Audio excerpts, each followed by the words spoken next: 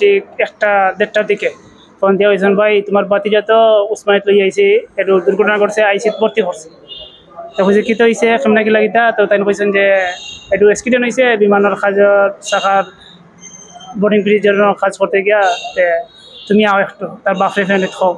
তো আমি তার আব্বাই লোকে ফোন দিয়ে কইছি, ভাই ওলা ঘটনা রুম্মান অ্যাক্সিডেন্ট করছে, উসমানিত লইয়া ভর্তি হয়েছেন গিয়ে তারা ইমতিয়াজ ভাইয়ে জবাই জিয়া ভাই লইয়া গেছেন যে তুমি যাও আমি আইয়া। আমি আসলাম সাহেব বাজারের খুবই খাজে একটু আমার কাজে, আমি তাকি এয়ারপোর্ট খাজা। ও বাদে আবার একটু বাদে ফোন দিয়েছেন যে আমি উসমানিত নাই ভাই, যে যত আছি আমি লইয়া রাখিবালিতে আছে, তুমি রাখিবালিতাও।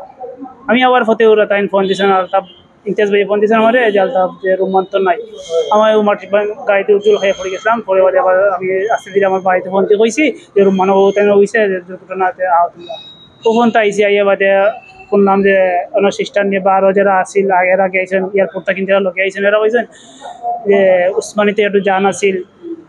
আর পরে রাখিবাড়ি 3 তলা দুটা পরে গাড়ি উত্তম গেছে কতটুকু জানি ভাই।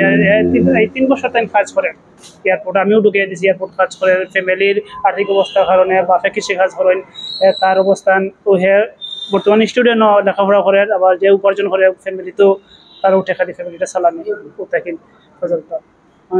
চেয়ারম্যান সাহেব আসলা, তারপরে ডাইরেক্টর স্যারও আসলা, এয়ারপোর্টের কর্মকর্তা হল বাক্য প্রচুর আইসেন, তারা দেখাশোনা করছেন, তারাও আসেন এখনও, তারা হেল্প করে দেখাশোনা করেন।